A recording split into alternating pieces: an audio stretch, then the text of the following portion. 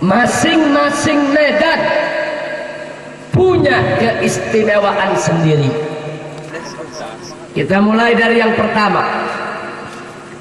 Medan juang Islam yang pertama adalah dakwah. Yang kedua, medan juang Islam yang kedua adalah hisbah.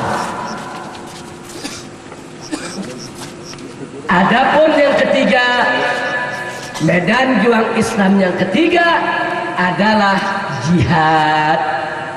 Sekali lagi saya ulangi, medan juang Islam ada yang pertama dakwah, yang kedua hisbah, yang ketiga jihad.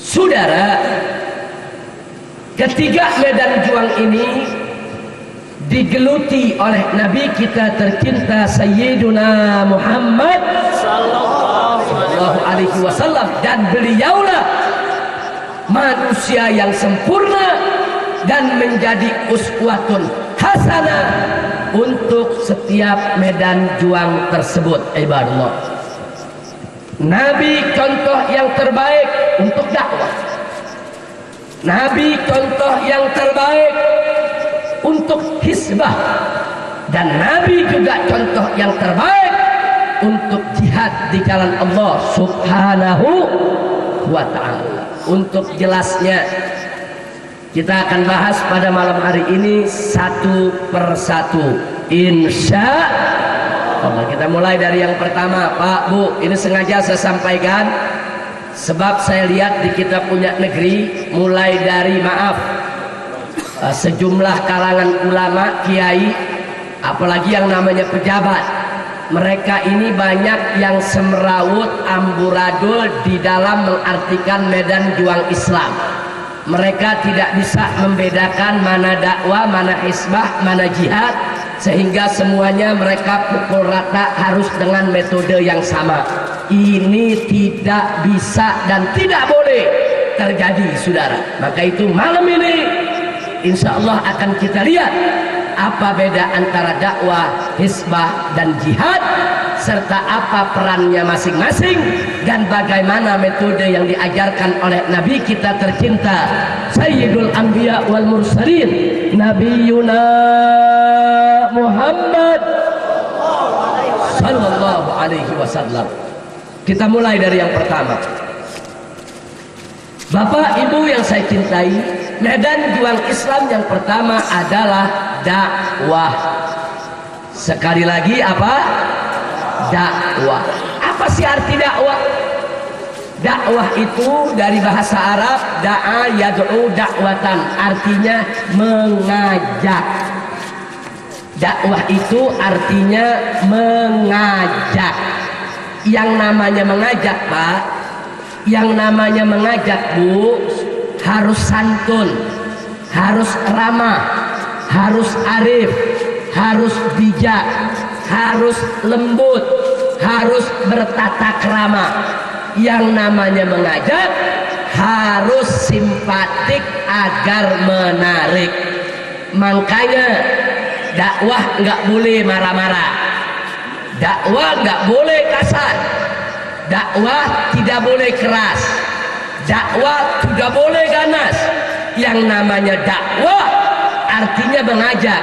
Yang namanya mengajak mesti simpatik agar menarik. Kira-kira jelas tidak? Makanya Nabi dikasih tahu oleh Allah tentang metode dakwah, di mana Allah menyatakan kepada Nabi alaihi salatu wassalam, ud'u ila sabili rabbika bil hikmah wal mau'izatil hasanah wajadilhum billati hiya ahsan. Shadaqallahul azim. Luar biasa tuntunan dakwah yang Allah berikan buat Nabi kita Sayyiduna Muhammad sallallahu alaihi wasallam. Saudara, dalam ayat ini Allah menyatakan ud'u, ajaklah, ila sabili rabbik, ke jalan Tuhanmu, bil hikmah. Yang dimaksud hikmah adalah al-ilmun nafi, ilmu yang manfaat. Artinya ilmu yang diamalkan oleh yang punya ilmu itu, saudara. Seperti apa? Seperti orang berdakwah dengan suri tauladan, itu namanya bil hikmah. Jadi tidak melulu dia ngajak orang sholat tapi dirinya nggak sholat, dia ngajak orang puasa tapi dirinya nggak puasa. Itu namanya dakwah bukan bil hikmah, saudara.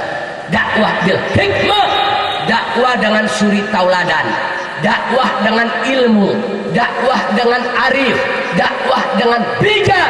Itulah yang dimaksud dakwah bil hikmah. Enggak sampai di situ, wal mau'izatil hasanah, dan dakwahlah dengan nasihat-nasihat yang baik, nasihat-nasihat yang bagus. Wajadilhum billati hiya ahsan, dan kalau terpaksa kita mesti dialog, mesti diskusi, maka kata Allah wajadilhum billati hiya ahsan, ajak mereka di dalam berdakwah dengan cara jidal, dengan cara dialog, dengan cara diskusi, tapi dengan syarat billati hiya ahsan, dengan cara yang terbaik.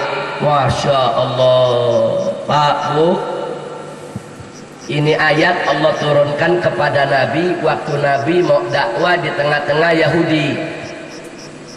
Waktu Nabi mau dakwah kepada orang Yahudi supaya masuk Islam, Allah kasih tahu, wahai Rasulullah, ud'u ila sabili rabbika bil hikmah, ajak mereka itu ke jalan Tuhanmu dengan hikmah, wal mau'izatil hasanah, dengan nasihat yang baik, wajadilhum billati hiya ahsan, ajak mereka diskusi dengan cara yang terbaik. Ini dakwah kepada orang kafir saja harus begini, saudara. Diskusi dengan orang kafir saja harus sopan, harus santun, harus arif, harus bijak. Apalagi kalau dakwah sesama umat Islam. Karena itu juga lah Allah melarang Nabi bersikap kasar.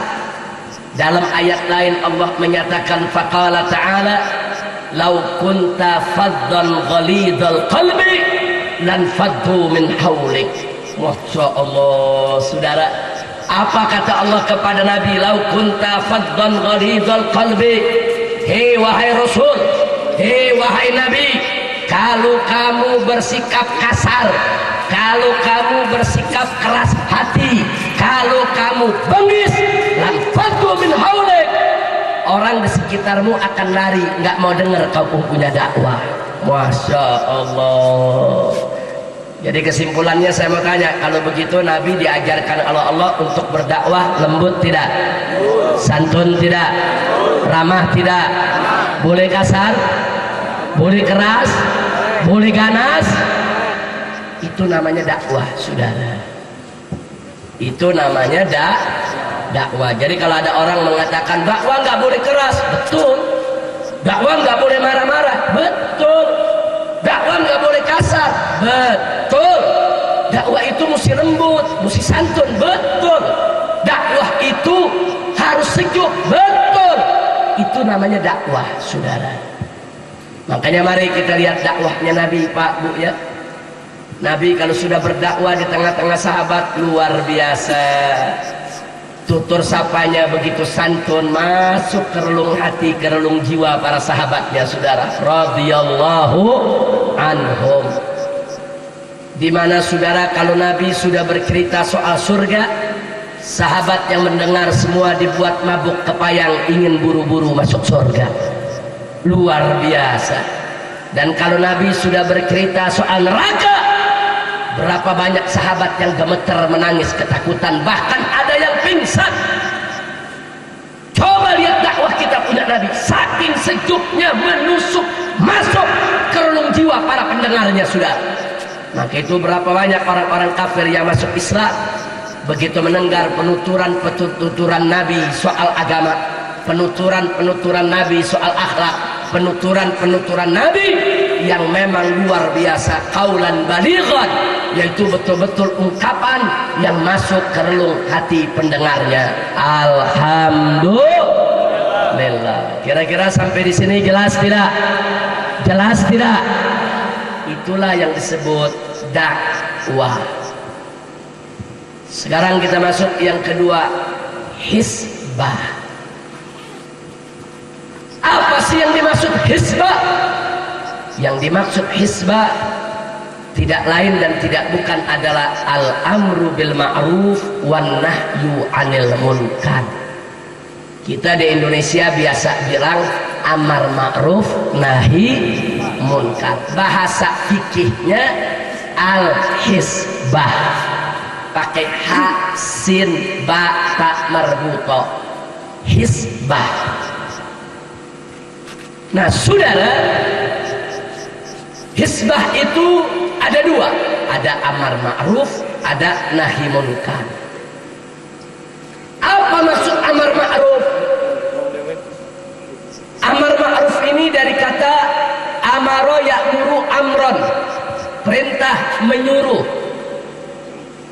Al-amru bil ma'ruf artinya menyuruh berbuat baik, nyuruh. Nah saudara, yang namanya nyuruh, merintah, itu harus tegas. Kalau perintah tidak tegas, nggak ada yang patuh saudara. Jenderal mau kasih instruksi kepada anak buah, kalau nggak tegas, prajurit nggak ada yang patuh saudara. Bupati mau kasih perintah kepada camat dan lurah, mesti tegas. Kalau perintah dari bupati tidak tegas, maka camat dan lurah akan banyak yang membangkang. Bahkan komandan pasukan saja kalau memberi abah-abah kepada prajurit harus tegas. Kalau nggak tegas, prajurit nggak patuh. Coba saya mau tanya, kalau komandan lagi siapin pasukan prajurit, suaranya lantang tidak? Tegas tidak? Ada yang lembek? Siap. Ada begitu? Ada panglima begitu? Siap, gerak. Ada? Bubar pasukan sudah. Coba lihat panglima komandan pasukan tempur, siap, gerak. Suara lantang, tegas. Kenapa? Instruksi. Jadi kalau bicara instruksi mesti tegas. Kalau dakwah lembut. Amar ma'ruf harus tegas. Apalagi nahi munkar.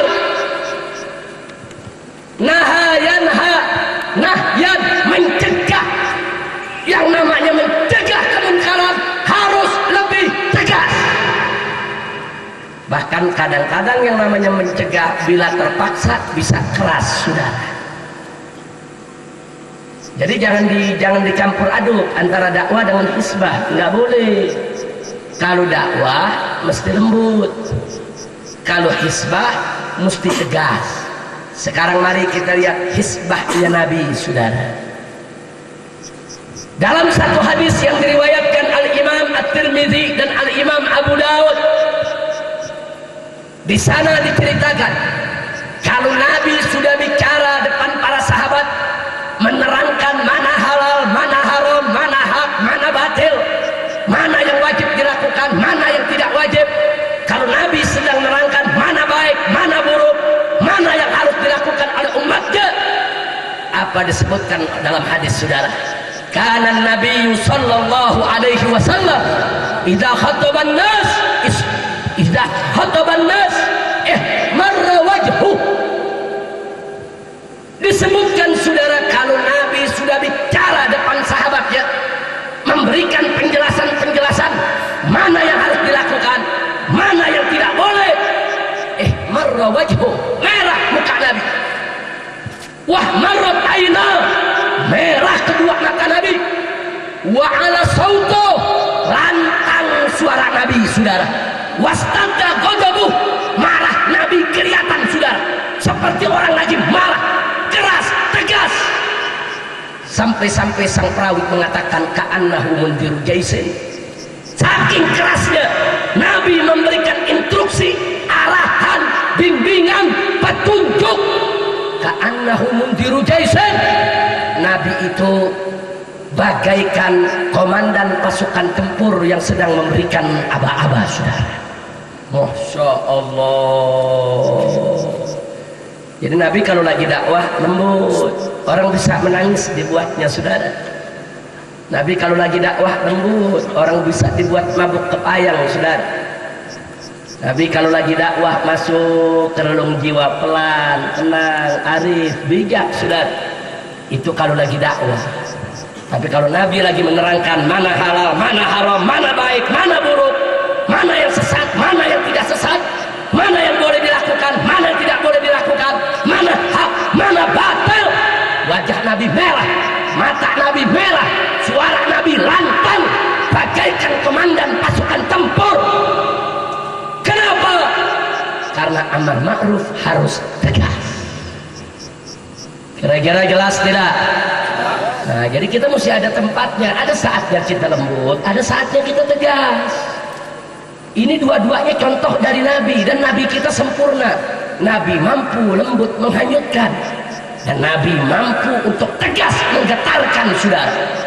Alhamdulillah. Sallu ala nabi, sallu ala nabi. Allahumma salli wa sallim ala sayyidina Muhammad wa ala alihi wa sahbihi ajma'in. Itu amar ma'rufnya Nabi. Lalu bagaimana nahi munkarnya, saudara? Oh, dahsyat nahi munkarnya Nabi. Pak, Bu, ada satu masjid disalahgunakan oleh orang-orang munafikin, saudara. Mereka bangun masjid, janji kepada Nabi itu masjid mau digunakan untuk kebaikan. Mereka mengatakan kepada Nabi, wahai Rasulullah, demi Allah, in aradna illal husna, kami tidak punya niat apa-apa untuk membangun masjid tersebut kecuali hanya kebaikan. Karena dia mengatakan niatnya baik, Nabi izinkan mereka bangun masjid, saudara. Tapi ternyata begitu masjid sudah jadi, masjid tersebut dijadikan sebagai tempat kerusakan ibadah. Tadinya Nabi tidak tahu, sampai orang-orang munafik ini yang setelah selesai membangun masjidnya datang kepada Nabi, ya Rasulullah, qad banainal masjid. Wahai Rasulullah, kami sudah selesai membangun masjid, tolong mampir ke tempat kami, sholat sekali saja bersama kami. Kemudian apa yang terjadi, saudara? Kata Nabi, kunna ala safarin, sayang sekali sekarang ini kami sudah siap musafir untuk mengurus masalah di Tabuk. Tapi in rojakna insyaallah, kata Nabi. Tapi nanti kalau kami sudah pulang selamat panjang umur, kami kembali, kami akan datang ke masjid kalian untuk sholat bersama kalian. Begitu selesai urusan, Nabi pulang ke Madinah, sahabat sudah siap semua mau berangkat ke masjid tersebut, saudara, untuk menghargai warga kampung tersebut yang sudah bersusah payah membangun masjid. Ketika itu datang utusan Allah yang mulia, Sayyiduna Jibril alaihi salam. Jibril datang membawa wahyu dari Allah. Allah kasih tahu nabinya, wahai Rasul, wahai Nabi, walladzina ittakhadhu masjidan diraran wa kufran wa tafriqan bainal mu'minin. Wahai Rasulullah, orang-orang yang membangun masjid tersebut sudah menjadikan masjid mereka sebagai tempat diraran, sebagai tempat kerusakan, wa kufran, sebagai tempat kekufuran, wa tafriqan bainal mu'minin, bahkan mereka jadikan masjid tersebut sebagai tempat untuk memecah belah orang beriman. Masya Allah, masjid digunakan untuk maksiat, merusak umat, saudara. Begitu Nabi dapat wahyu tadi, bahkan di ayat berikutnya Allah katakan kepada Nabi, la taqum fihi abada. Hei Muhammad, la taqum fihi abada, engkau tidak boleh datang ke masjid tersebut, kau tidak boleh masuk ke masjid tersebut, kau tidak boleh berdiri sholat di sana abadan, selamanya. Masya Allah. Begitu Nabi dengar, beliau terkejut, kaget, saudara. Begitu beliau kaget, beliau kumpulkan para sahabat. Apa kata beliau? Idhabu ila hadal masjidil zalimi ahlu. Hei para sahabatku, aku tidak jadi berangkat ke sana, Allah larang aku, enggak boleh. Kata Nabi, idhabu, berangkatlah kalian ila hadal masjid ini ahluh, berangkat kalian datangi itu masjid yang pengurusnya sudah berbuat zalim. Masjid dijadikan tempat untuk mecah belah orang beriman. Sampai di sana kata Nabi, fahdimuhu, rubuhkan itu masjid, wah rikuhu, dan bakar itu masjid. Masya Allah. Para sahabat dapat perintah begitu, sami'na wa ata'na ya Rasulullah. Kami dengar, kami siap lakukan ya Rasulullah. Mereka berangkat. Sampai di sana pengurus masjid disuruh keluar semua, jamaah disuruh keluar, masjid itu dirubuhkan dan dibakar rata dengan panah, saudara. Inilah yang disebut Masjid Dirar. Kenapa dibakar oleh Nabi? Karena Nabi melihat di situ ada kemunkaran yang luar biasa, merusak persaudaraan umat Islam, ingin menghancurkan persaudaraan orang beriman. Ini kemunkaran dan ini harus dicegah oleh Nabi, saudara. Itu nahi munkarnya Nabi. Saya tanya kepada yang hadir, tegas tidak? Tegas tidak? Tegas tidak? Saudara, masjid dipakai ngerumpi oleh orang-orang munafik, ngejelekin sahabat, ngadu domba umat, itu merusak. Itu namanya masjid merusak umat. Sekarang saya tanya, pabrik minuman keras merusak umat tidak? Jujur jawab semua yang ada di sini, merusak tidak? Merusak. Tempat pelacuran merusak tidak? Merusak. Sarang aliran sesat merusak tidak? Merusak. Tempat perjudian merusak tidak? Merusak. Sarang-sarang film porno merusak tidak? Merusak. Nah, sekarang saya mau tanya lagi, kalau masjid saja yang merusak boleh dibakar, bahkan dibakar oleh Nabi, lalu bagaimana pabrik minuman keras? Bakar tidak? Jawab semua, bakar tidak? Bakar. Kalau masjid saja, masjid dipakai untuk merusak umat, dibakar oleh Nabi. Lalu bagaimana pabrik minuman keras, sarang judi, sarang narkoba, sarang aliran sesat? Takbir. Itu namanya hisbah, saudara. Itu namanya hisbah, bukan dakwah, bukan, lain lagi. Kalau ada ustadz datang ke lokasi pelacuran, mengumpulkan pelacur terus memberikan nasihat agar mereka taubat, itu dakwah namanya. Itu namanya dakwah. Apa boleh begitu Habib? Bagus, memang harus begitu, dakwah. Tapi kalau sudah laskar FPI datang ke tempat pelacuran, rubuhin, bakar, itu bukan dakwah, hisbah. Lo apa itu benar juga Habib? Baru nggak ada yang salah di sana, saudara. Dakwah memang harus lembut, hisbah memang harus tegas. Masya Allah, kira-kira jelas tidak? Jelas tidak? Jadi jangan dicampur aduk. Ada yang protes FPI apa-apaan tuh, kok dakwah begitu? Ini kita bukan lagi dakwah, lagi hisbah. Kalau dakwah lembut, kalau hisbah memang mesti tegas, saudara. Nah, jadi supaya umat jangan rancu. Yang mampu dakwah silakan dakwah, yang mampu hisbah silakan hisbah. Masing-masing harus saling menghargai. Kira-kira jelas tidak? Jelas tidak? Dakwah dikasih contoh dari Nabi, hisbah ada contohnya dari Nabi. Kita punya dalil. Ini bukan ngarang, saudara. Nabi yang mengerjakan. Sallu ala nabi, sallu ala nabi, Allahumma salli wa sallim ala sayyidina Muhammad ala alihi wa sahbihi ajma'in. Itulah yang disebut dengan hisbah. Nah, sekarang yang ketiga, jihad. Saudara, kalau bicara jihad, jihad ini bukan lembut, bukan tegas, keras. Loh kenapa?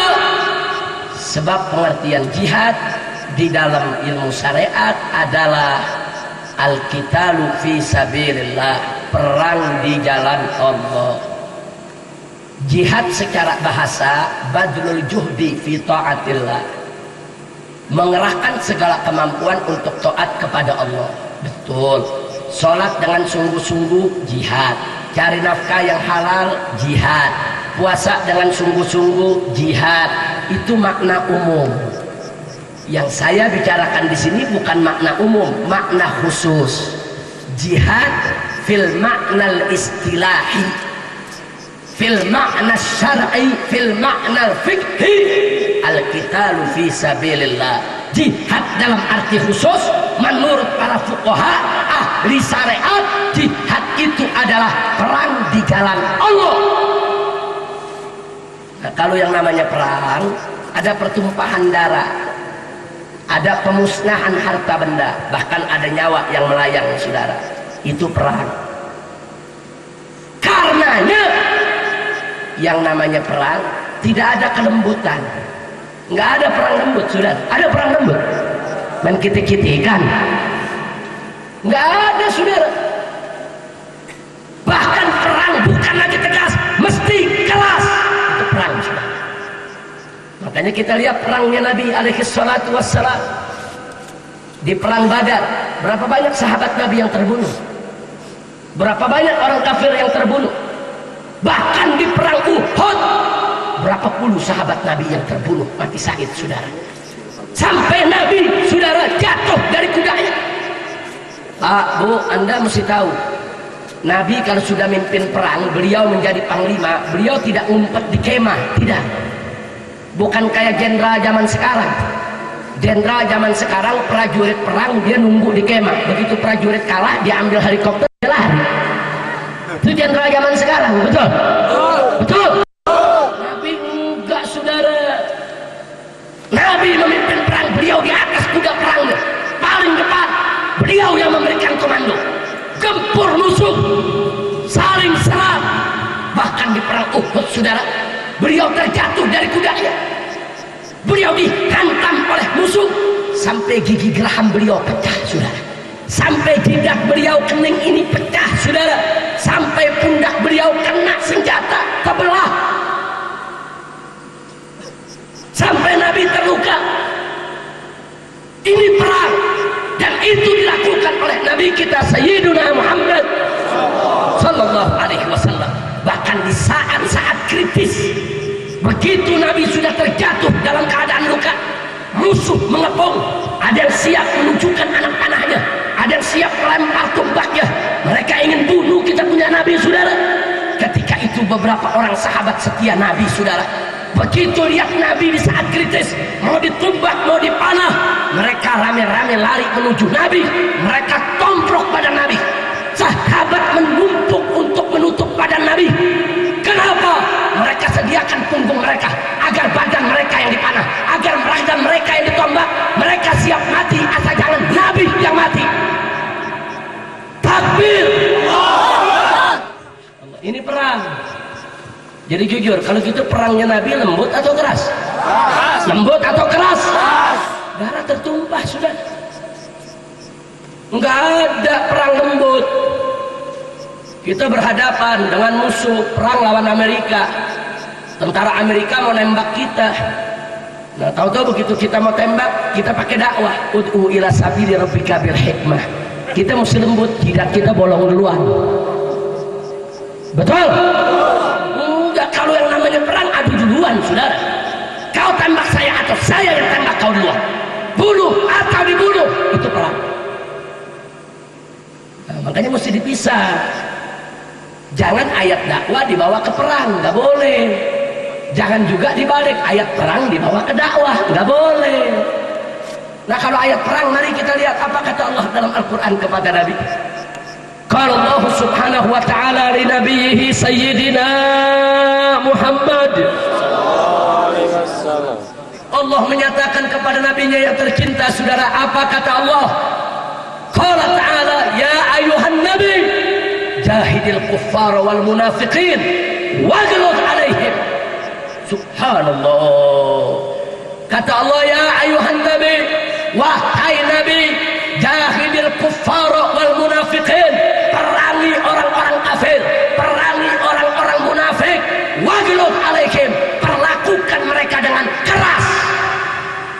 Allah yang suruh di medan tempur, perlakukan mereka dengan keras. Allah nggak suruh lembut, saudara. Kalau lagi dakwah Allah nggak kasih keras. Lau kunta faddan ghalidhal qalbi lan faddu min haulik. Kalau kamu keras hai Muhammad, kalau kamu kasar nanti orang bubar, nggak mau dengar kau punya dakwah. Makanya kalau dakwah, ud'u ila sabili rabbika bil hikmah wal mau'izatil hasanah wajadilhum billati hiya ahsan. Jadi dalam dakwah Nabi nggak dikasih keras, tapi dalam jihad jahidil kuffar wal munafiqin.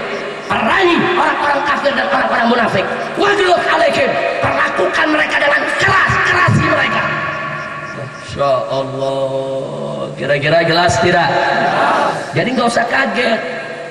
Nggak usah kaget, yang namanya perang memang ada yang mati, yang namanya perang ada yang dibunuh, yang namanya perang ada harta benda yang musnah. Perang. Jadi saudara, kalau kita sudah mengetahui sedemikian rupa, inilah 3 medan juang Islam: dakwah, hisbah, dan jihad. Dakwah harus lembut, hisbah mesti tegas, jihad harus keras, saudara. Itulah yang pernah dilakukan oleh Nabi kita yang tercinta Sayyiduna Muhammad sallallahu alaihi wasallam. Dan ingat, Nabi sosok yang sempurna, al-insanul kamil, manusia sempurna, tiada celah, saudara. Justru karena kesempurnaan Nabi itulah beliau mampu dakwah dengan sangat mempesona. Beliau mampu melakukan hisbah dengan penuh wibawa, dan beliau mampu, saudara, untuk melakukan jihad dengan gagah dan beraninya. Itulah Nabi kita Sayyiduna Muhammad sallallahu alaihi wasallam. Nah, lalu bagaimana dengan kita di zaman sekarang, saudara?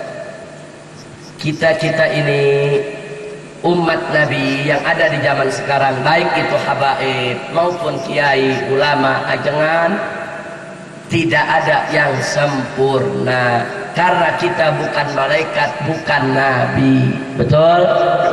Nah, di antara kita ada yang bagus dakwahnya tapi tidak mampu melakukan amar ma'ruf nahi munkar. Ada yang bagus hisbahnya, amar ma'ruf nahi munkarnya, tapi nggak mampu jihadnya, saudara. Ada yang berani jihadnya, tapi kalau disuruh dakwah nggak bisa, saudara. Nah, kita ini banyak kekurangan. Nah, karenanya kalau kita tahu kita banyak kekurangan, kita harus saling menyempurnakan, bukan saling menjatuhkan. Harus saling menyempurnakan, saudara. Nah, Bapak Ibu yang saya cintai, saya sering masuk pleret. Beberapa tahun yang lalu, dari tahun 90 saya masuk dari kampung ke kampung, kampung ke kampung di seluruh pleret ke Purwakarta sampai ke Cirata, saudara-saudara. Saya sering sampaikan perumpamaan seperti ini. Saya katakan medan juang Islam itu bisa diibaratkan pekerjaan para petani. Pekerjaan para petani. Dakwah itu nanam padinya, sedangkan hisbah dan jihad itu memberantas hamaknya, saudara, seperti memberantas tikus yang tiap saat bisa merusak ladang, merusak padi. Nah, sekarang mari kita lihat, saudara, kalau semua habaib dan semua ulama, semua ajengan setiap hari hanya sibuk dengan dakwah saja, tidak ada yang amar ma'ruf nahi munkar, tidak ada yang jihad, semua se-Indonesia sibuk hanya dengan dakwah, lembut, santun, simpatik, menarik, tapi yang amar ma'ruf nahi munkar tidak ada, yang jihad tidak ada. Ini kondisinya sama seperti para petani se-Indonesia, semuanya setiap hari sibuk menanam padi, tapi hamaknya tidak diberantas, saudara. Saya mau tanya sama orang pleret yang masih kenal pertanian, Kalau kita nanam padi tapi tikus tidak kita bunuh, hama kita biarkan, kira-kira panennya rusak tidak? Rusak tidak? Nggak bisa kita panen, saudara. Nggak bisa. Begitu juga dakwah tanpa hisbah, tanpa jihad, hasil dakwah dia akan dirusak. Karena iblis tidak akan diam, ahli-ahli maksiat tidak akan diam. Mereka akan selalu berupaya untuk merusak hasil dakwah para ulama, saudara. Jangan lupa, orang-orang sesat di sekitar kita begitu banyak. Orang-orang yang ingin menghancurkan hasil dakwahnya ulama begitu banyak. Jadi kalau tidak ada hisbah, tidak ada jihad, jangan mimpi hasil dakwahnya akan bagus, saudara. Kira-kira jelas tidak? Sebaliknya, andai kata para habaib, para kiai, para ajangan se-Indonesia semuanya sibuk dengan hisbah dan jihad, saudara. Setiap hari, tiada hari tanpa jihad, tiada hari tanpa amar ma'ruf nahi munkar, perang lawan pelacuran, perang lawan narkoba, perang lawan aliran sesat, bahkan siap perang melawan orang-orang kafir yang mau membantai kita, saudara. Tapi tidak ada yang dakwah. Tidak ada yang dakwah, saudara. Semuanya serba keras. Tidak ada yang dakwah, saudara. Itu yang terjadi, sama persis seperti para petani se-Indonesia. Tiap hari sibuk memberantas hama, setiap hari sibuk membunuh tikus, padinya nggak ditanam-tanam. Tiap hari tikus dibunuh, padi nggak ditanam-tanam. Mau panen apa? Tikus. Panen apa? Tikus. Mau panen tikus? Oh. Jadi saudara,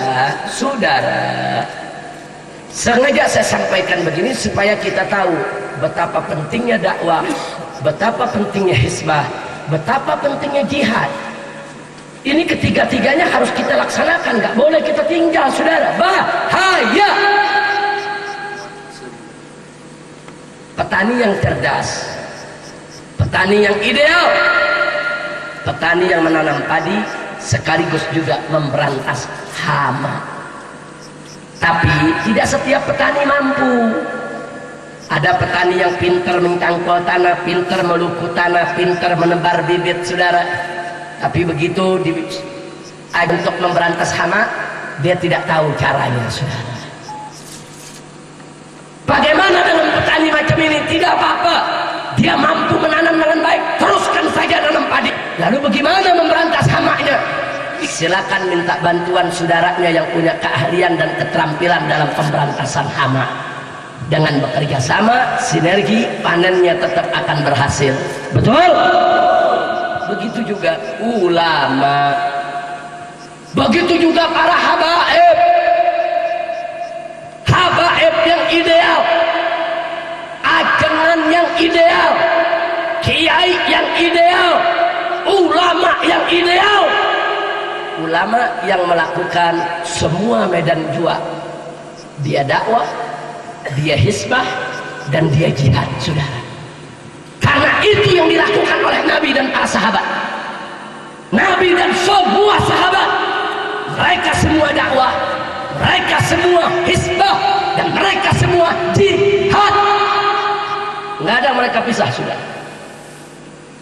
Jadi habaib yang ideal, habib yang ideal, kiai yang ideal, ulama yang ideal, ajangan yang ideal, yang mau dakwah, mau hisbah, dan mau jihad sekaligus. Tapi tidak semua habib bisa, tidak semua kiai dan ajangan bisa. Ada yang pinter dakwahnya, nggak mampu hisbah dan jihadnya, saudara. Ada yang berani jihadnya, tapi nggak bagus dakwahnya, saudara. Pada kondisi semacam itu nggak apa-apa, biarkan saja ulama yang hanya mampu dakwah, teruskan dakwahnya, silakan. Tapi syarat dia harus mendukung, menyokong, minimal mendoakan ulama-ulama lain yang melakukan hisbah dan jihad, saudara. Begitu juga sebaliknya, mereka yang mampu jihad, teruskan jihadnya. Tapi jangan lupa, di sela-sela perjuangan dia. Doa mujahidin itu makbul, saudara. Doanya orang yang berjihad luar biasa.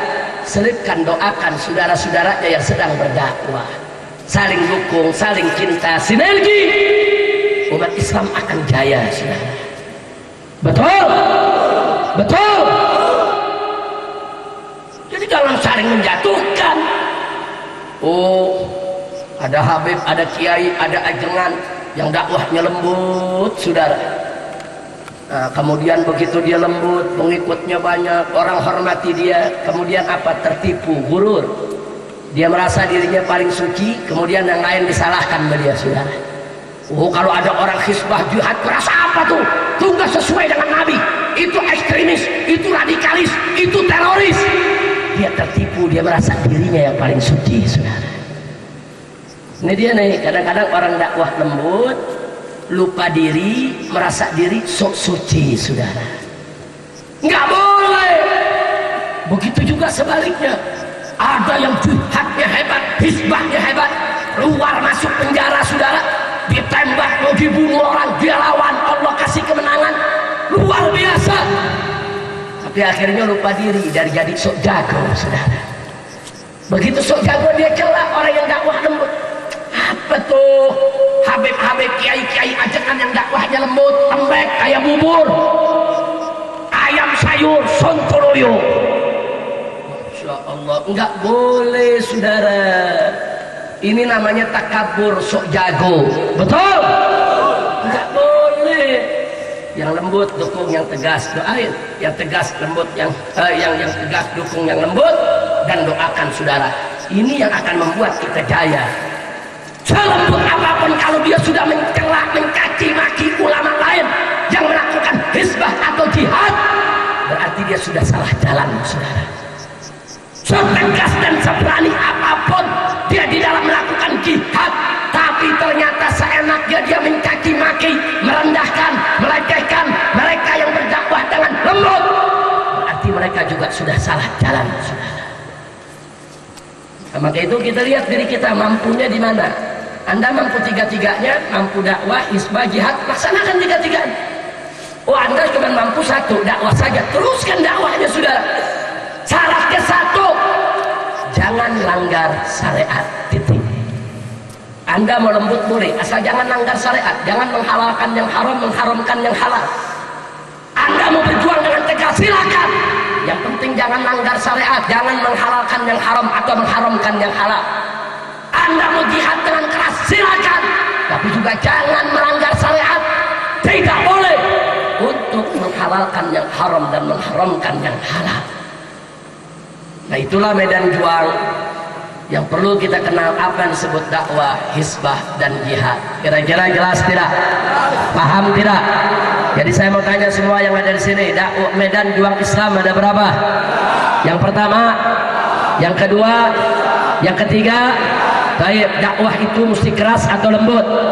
Tegas atau lembut? Baik, yang namanya hizbah, saudara, saya tanya, lembut atau tegas? Lembut atau tegas? Yang namanya jihad, lembut atau keras? Jadi nggak usah kita saling menyalahkan. Kira-kira paham tidak? Iya, jangan begitu kita lihat ada laskar FPI serbu tempat sarang film porno dihancurkan. Wah, ini nggak sesuai sunnah Nabi. Masa dakwah begitu? Dakwah kan mesti lembut. Ya, dakwah mesti lembut tuh bukan lagi dakwah, Pak. Itu lagi hizbah. Hizbah memang harus tegas. Kalau dakwah lembut, datang ke tempat pelacuran, kumpulkan pelacur, nasihati biar dia tobat kembali ke jalan Allah, itu dakwah. Nah, yang mampu untuk dakwah begitu silakan. Itu juga berat, saudara. Kenapa? Karena dakwah dengan lembut di hadapan pelacur, Anda butuh iman kuat. Kalau Anda imannya nggak kuat, selesai dakwah tawar menawar, bisa kacau, betul? Rontok tidak iman.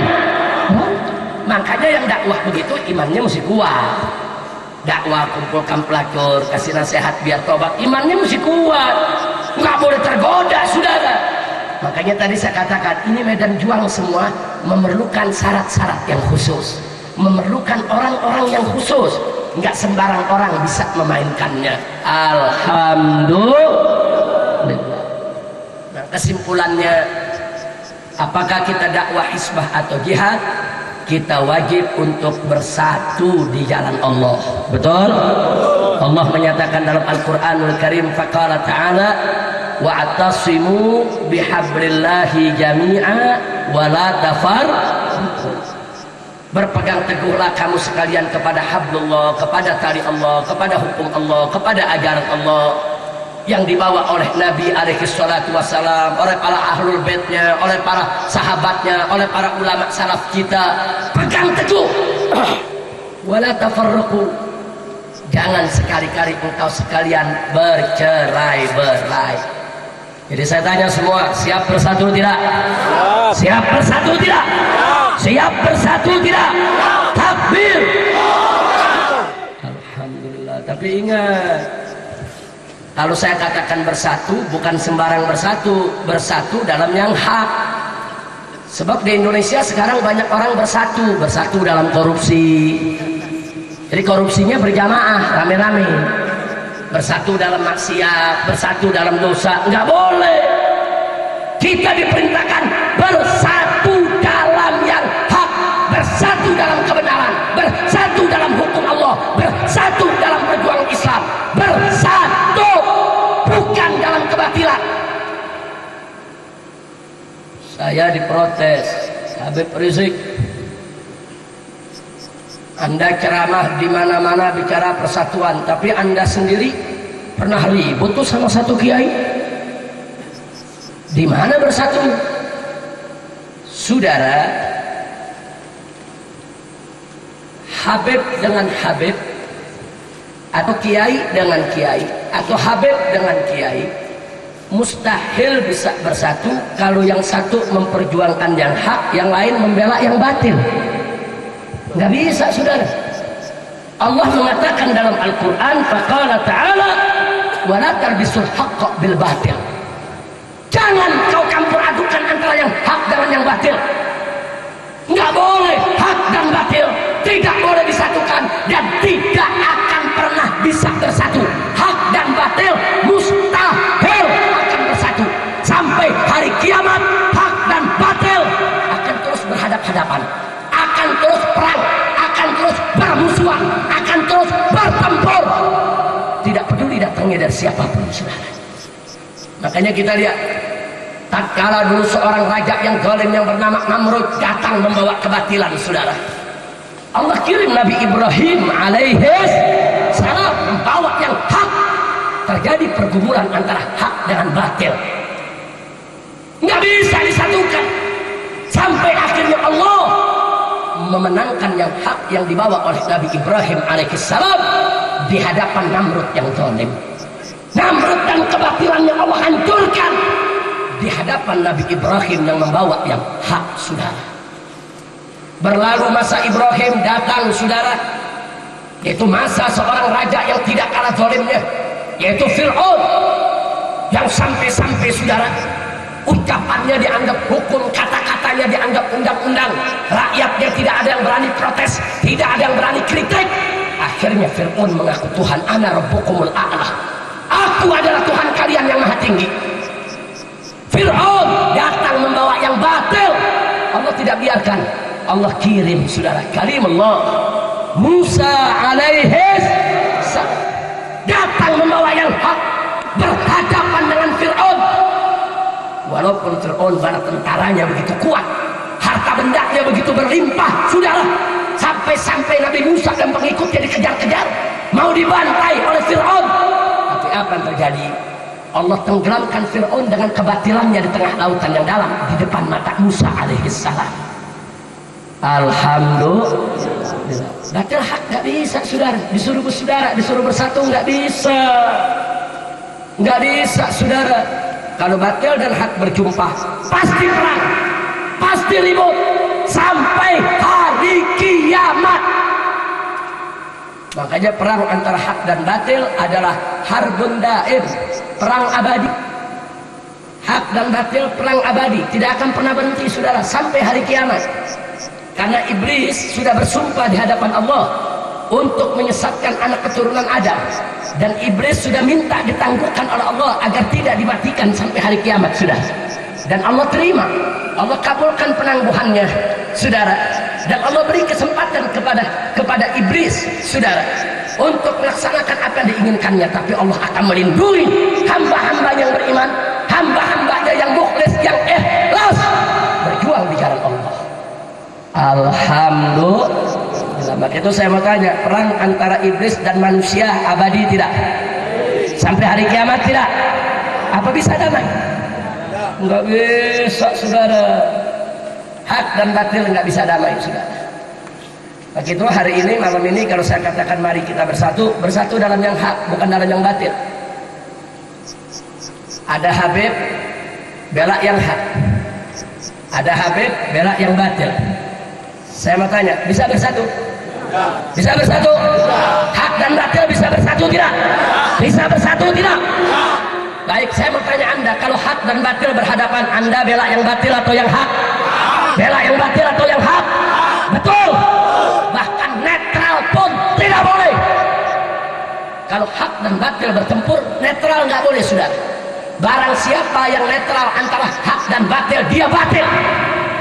Batil.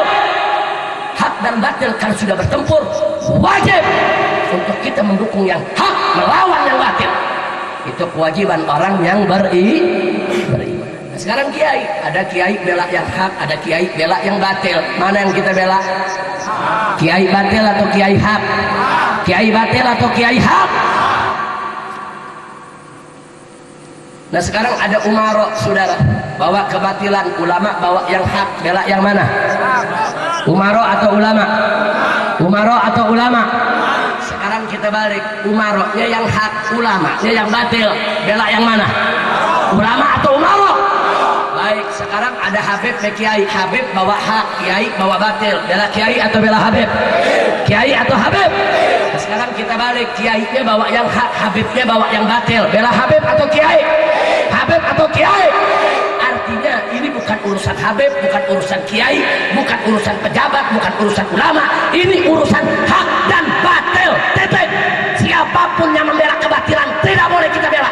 Apakah dia Habib, apakah dia kiai, apakah dia ajaran, apakah dia pejabat, haram kita membela kebatilan. Betul. Tapi siapapun membawa yang hak, apakah itu Habib, apakah itu kiai, apakah itu ajaran, apakah itu pejabat, kalau dia datang membawa yang hak, wajib untuk kita bela dan kita menangkan. Betul. Takbir, takbir, takbir. Alhamdulillah. Jadi jangan kaget kalau besok-besok lihat Habib sama kiai ribut. Jangan kaget dulu, lihat yang hak yang mana, yang batil yang mana. Nggak usah bingung. Jangan ngomong kok kiai sama kiai ribut. Nggak boleh dong. Enggak, justru saya mengatakan kiai sama kiai wajib ribut, sudah. Yang bagaimana yang wajib? Yang hak dengan yang batil wajib ribut, betul. Nggak bisa dia damai, saudara. Tapi kalau kiai hak dengan kiai hak tidak boleh ribut, wajib damai, betul. Tapi kalau yang batil nggak bisa. Makanya kalau saya ditanya Habib kiai sama kiai boleh berkelahi tidak? Ya tergantung. Kalau kiainya hak, sama-sama hak, nggak boleh diribut. Tapi kalau kiai yang satu hak, kiai yang satu batil, wajib ribut, wajib ribut. Insya Allah. Saya tanya, batil dan hak wajib ribut tidak? Wajib perang tidak? Sampai kapan? Nah, ini yang mesti kita pahami. Jadi jangan kaget dulu. Nah, sekarang saya mau tanya, ada kiai, saudara, meminta kepada pemerintah supaya Ahmadiyah dibubarkan karena dia aliran sesat, betul? Saya tanya, ini kiai tuntutannya batil atau hak? Batil atau hak? Terus ada kiai lagi bela Ahmadiyah, malah dibilang Ahmadiyah nggak sesat. Saya tanya, ini ajaran kiai macam ini hak atau batil? Hak atau batil? Mana yang kita mesti bela, batil atau hak? Batil atau hak? Takbir. Jadi nggak usah peduli, saudara, siapapun, mau Habib, mau kiai, mau siapapun coba-coba bawa kebatilan, saudara, nggak boleh kita biarkan. Nggak boleh. Jatuhnya para habaib, Nabi kita tercinta Sayyiduna Muhammad sallallahu alaihi wasallam dan keluarga Nabi, para ahlul bait, Fatimah Zahra, Sayyidina Husain, Sayyidina Hasan, Sayyidina Ali radhiyallahu taala anhum ajmain. Tidak ada yang membawa kebatilan, saudara. Datu-datunya para habaib, kakek moyangnya para habaib, dari mulai Rasul dan para ahlul baitnya, semua datang membawa yang hak, tidak membawa kebatilan. Makanya kita lihat sampai Sayyidina Husain ibn Ali ibn Thalib radhiyallahu ta'ala an untuk membela yang hak, beliau rela untuk mengorbankan nyawanya sampai dibantai di padang Karbala, saudara. Insya Allah. Jadi ini urusan hak batil. Kenapa Sayyidina Husain mengorbankan nyawanya? Kenapa dia rela dibunuh di tengah padang Karbala bersama keluarganya, saudara? Kenapa? Jawabannya singkat, karena dia tidak ridho untuk tunduk kepada kebatilan. Begitu anak cucu Nabi sampai hari ini dimanapun mereka berada, wajib untuk membela yang hak, tidak boleh tunduk kepada kebatilan, saudara. Takbir. Insya Allah. Ketika Sayyidina Husain radhiyallahu ta'ala anhu dibantai di padang Karbala, bahkan anaknya yang masih bayi pun yang bernama Ali al-Asghar dibunuh, saudara. Anak-anak beliau dibunuh, keponakannya dibunuh, adik-adiknya dibunuh, saudara. Tapi ada beberapa keluarga yang tidak dibunuh ketika itu. Satu-satunya putra Sayyidina Husain di Karbala yang tidak dibunuh adalah Imam Ali Zainal Abidin radhiyallahu ta'ala anhu. Andai kata Imam Ali Zainal Abidin dibunuh, maka hari ini habaib dari turunan Sayyidina Husain tidak ada, saudara. Inilah pertolongan Allah. Beliau diselamatkan oleh Allah. Akhirnya beliaulah yang menurunkan keturunan Sayyidina Husain sampai hari ini, sehingga sampai keturunannya menginjakkan kakinya di bumi Indonesia untuk menyebarkan Islam di negeri ini. Itulah yang kita kenal dengan nama Wali Songo. Mereka semua habaib dari turunan Sayyidina Husain. Kemudian belum lagi habaib-habaib yang lainnya datang ke Kalimantan, datang ke Irian, datang ke Maluku, datang ke Ambon, datang ke Sumatera. Mereka di mana-mana menyebarkan Islam. Alhamdulillah. Jadi kalau zaman sekarang ada kiai, ada ustadz mengaku ngerti Islam, mengatakan keturunan Nabi sudah tidak ada, dia nggak baca sejarah. Suruh ngaji yang benar. Kalau ngajinya belum sampai, jangan jadi kiai dulu, saudara. Baca dulu yang betul. Jangan seenaknya ngomong turunan Nabi udah nggak ada, semuanya udah habis, semuanya udah dibantai. Kau baca sejarah di mana? Nggak boleh kita menafis sedemikian rupa. Ini fakta sejarah. Ada jaminan dari Allah dan Rasulnya, dan wajib umat Nabi Muhammad SAW untuk cinta kepada ahlul bait Nabi, cinta kepada keluarga Nabi, cinta kepada keturunan Nabi. Tetek. Tapi saya ingatkan kepada para habaib tidak boleh mengemis cinta, saudara. Orang mau percaya, cinta, tidak ada urusan. Kewajiban habaib lanjutkan perjuangan datuknya Rasulullah untuk memperjuangkan yang hak apapun resikonya. Betul? Takbir. Saya sampaikan sedemikian rupa karena ini kewajiban agama. Rugi orang-orang yang mengaku cinta Nabi, orang-orang yang mengaku mengikuti Nabi, tapi dia memusuhi keluarga Nabi. Na'udzubillah min dzalik. Sayyiduna Abu Bakar Siddiq radhiyallahu anhu, dalam hadis dalam Sahih Bukhari, apa beliau katakan? Urqubu Muhammadan fi ahli baiti. Jagalah kehormatan Nabimu Muhammad dengan menjaga kehormatan keluarganya, dengan menjaga kehormatan keturunannya. Ini pesan dari Sayyiduna Abu Bakar Siddiq radhiyallahu. Maka itu saudara ahlu sunnah wal jamaah semuanya sepakat wajib umat Islam cinta kepada Allah, cinta kepada Rasulullah, cinta kepada ahlul bait Nabi, cinta kepada semua para sahabat Nabi, dan cinta kepada para ulama, serta cinta sesama orang yang beriman. Begitu saya mau tanya semua yang ada di sini, siap cinta kepada Allah, siap cinta kepada Rasulullah, siap cinta kepada keluarga Nabi, siap cinta kepada para sahabat Nabi, siap untuk cinta kepada para ulama, siap cinta kepada orang yang beriman. Takbir, takbir, sallu ala nabi, Allahumma salli wa sallim mubarak alaihi wa ala alihi wa sallam. Nah, saya menyampaikan begini saudara, bukan saya ingin mewakili para habaib buat ngemis-ngemis dicintai, tidak. Kami keluarga besar Nabi, keturunan Nabi tidak akan pernah boleh untuk mengemis-ngemis dicintai orang, tidak. Kami tidak boleh ngemis-ngemis untuk dihormati orang, tidak. Kami tidak butuh untuk dicintai atau dihormati, tapi umat Islam yang memang wajib untuk mencintai dan menghormati sesuai dengan amanat Allah dan Rasulnya. Di dalam Al-Quranul Karim Allah mengatakan kepada Nabi, saudara, qul la as'alukum alaihi ajra illal mawaddata fil qurbah. Qul, katakan wahai Rasul, katakan wahai Nabi, katakan kepada kaum punya umat, la as'alukum alaihi ajran, aku tidak meminta upah apapun, balas jasa apapun kepada kalian hei umat Islam atas segala jasaku menyampaikan dakwah ini, illa melainkan al mawaddata fil qurbah, cinta kasih kepada keluargaku. Masya Allah, ini Allah yang perintahkan Nabi untuk berkata begitu saudara. Maka itu wajib umat Nabi untuk cinta kepada keluarga Nabi kita Sayyiduna Muhammad sallallahu alaihi wasallam. Cinta Nabi tidak? Cinta Nabi tidak? Siap cinta kepada keluarganya? Takbir. Alhamdulillah. Nah, maka itu Bapak Ibu saya sampaikan, saya dan kawan-kawan semua para habaib tidak akan diam kalau melihat siapapun coba-coba untuk merusak ajaran Nabi.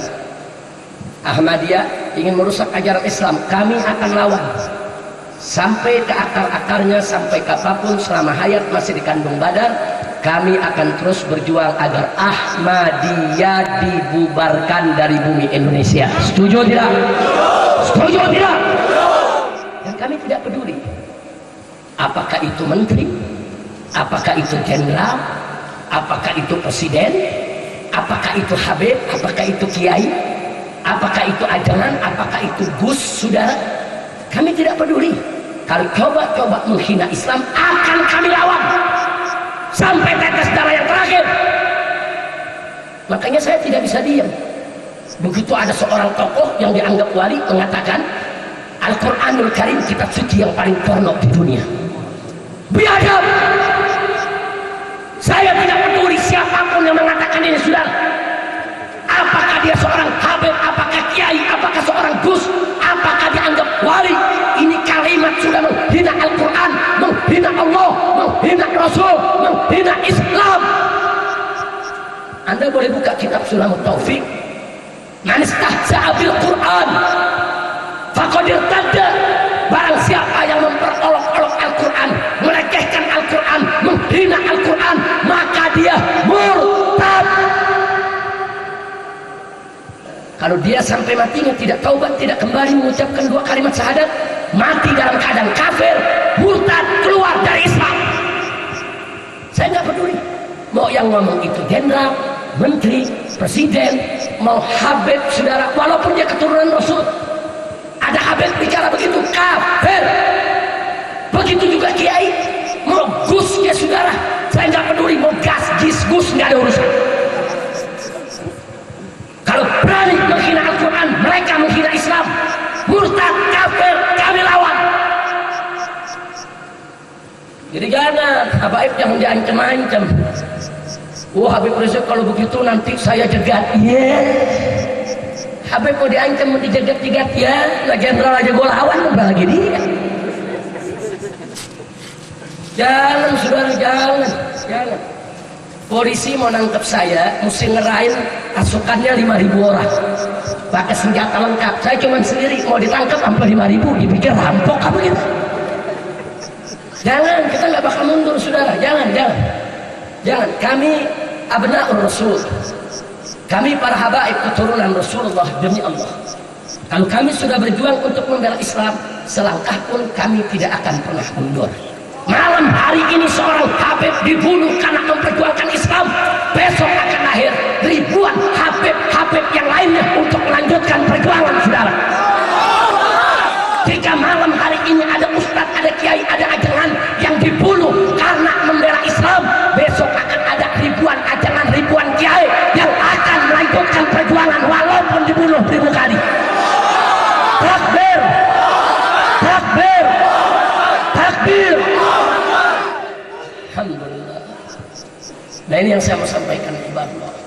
Jadi selama kami hayat masih di kandung badan, kami tidak akan ridha siapapun mencoba-coba untuk merubah-rubah ajaran datuk kami, agama yang dibawa oleh kakek moyang kami, yaitu Nabi kita tercinta, Nabi kita semua, Sayyiduna Muhammad Sallallahu Alaihi Wasallam.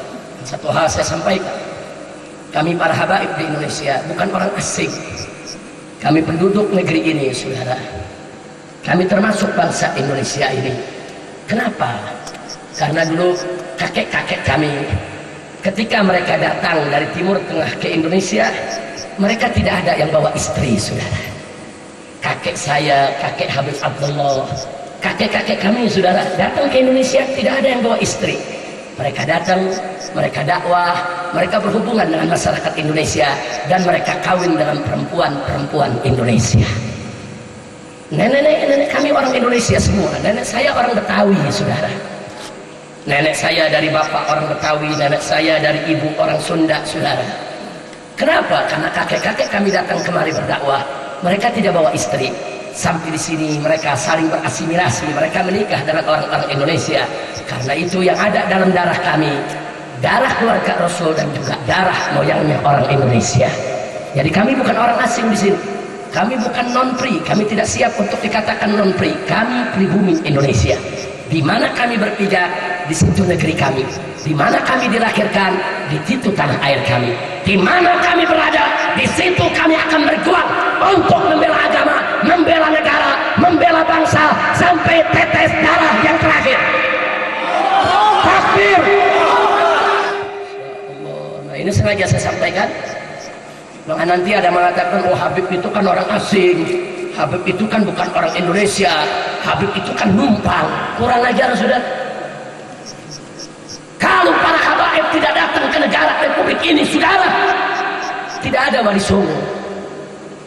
Kalau tidak ada wali songo yang menginjakkan kakinya di Pulau Jawa, tidak ada yang masuk Islam, saudara.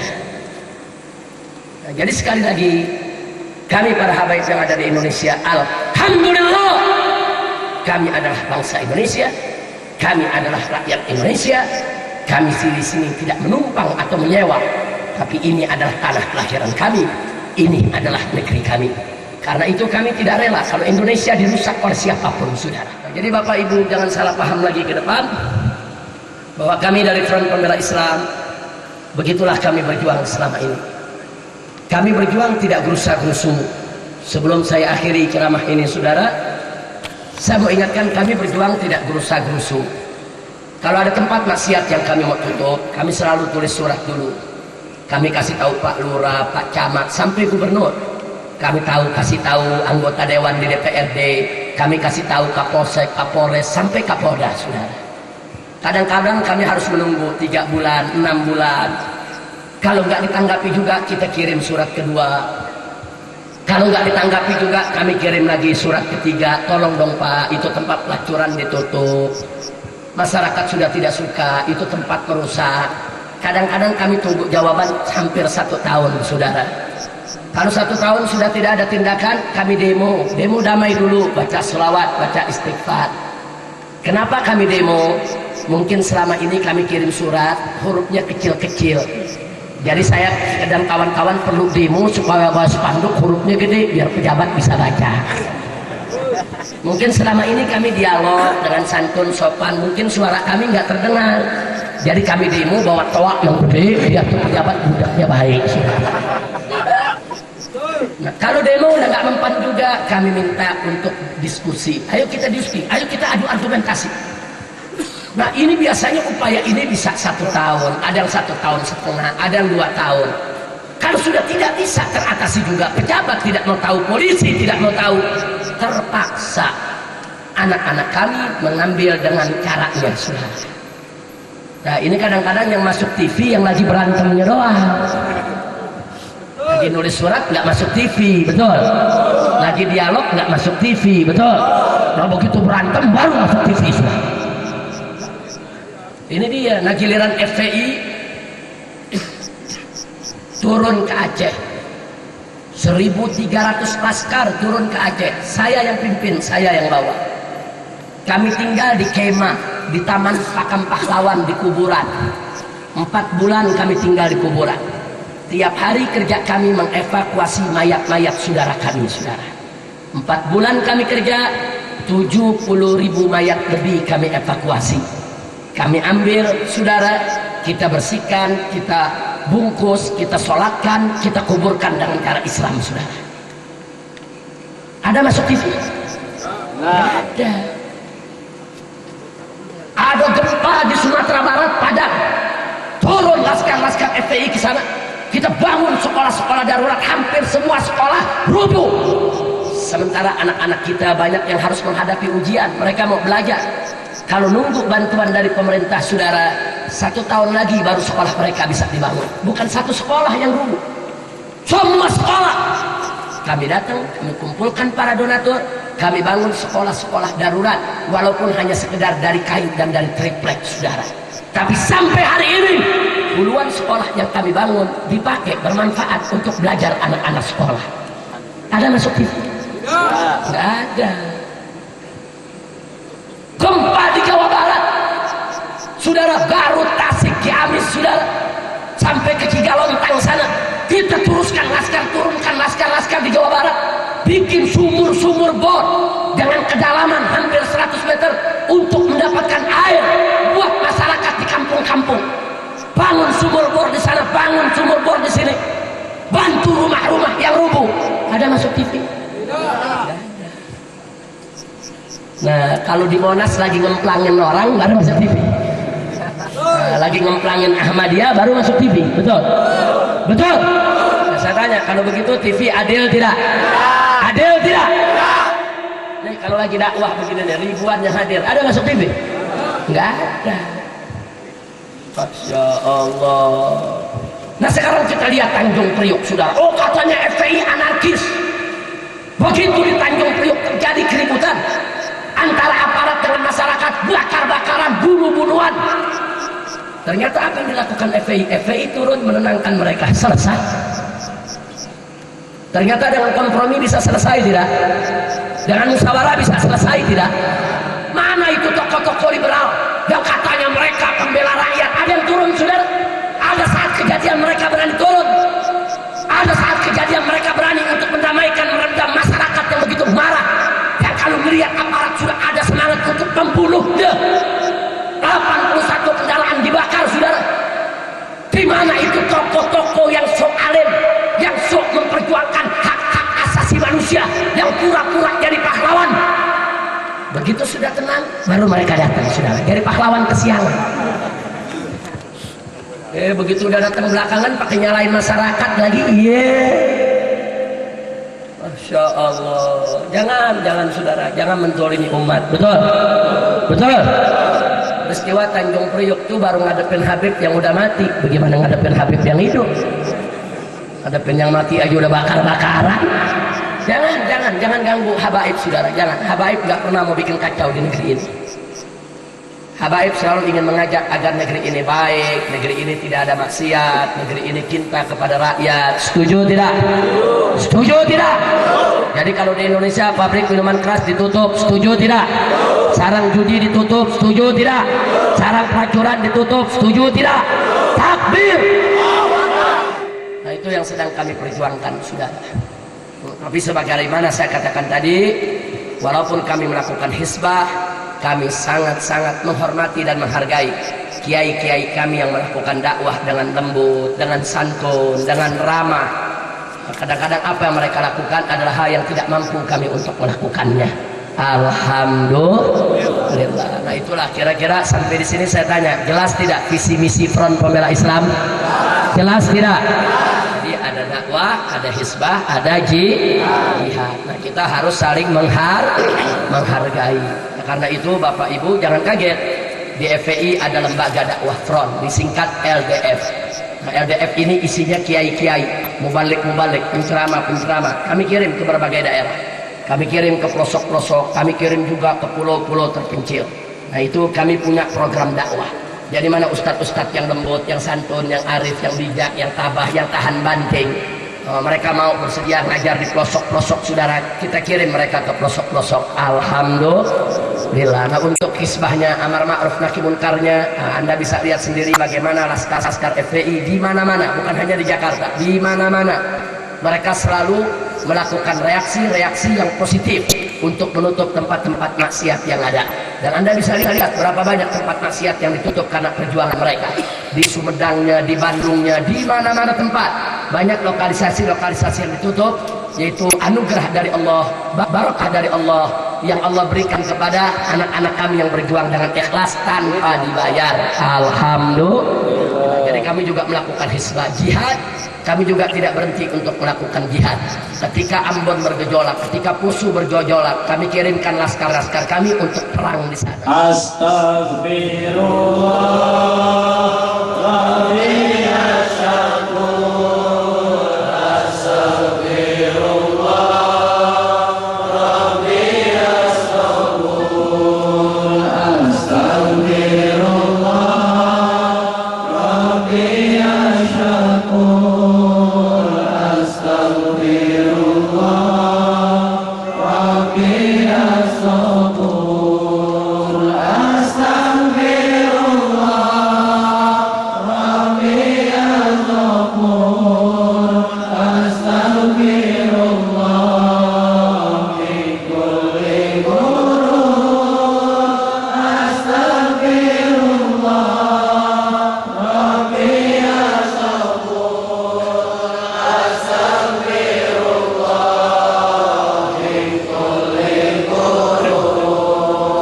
Minta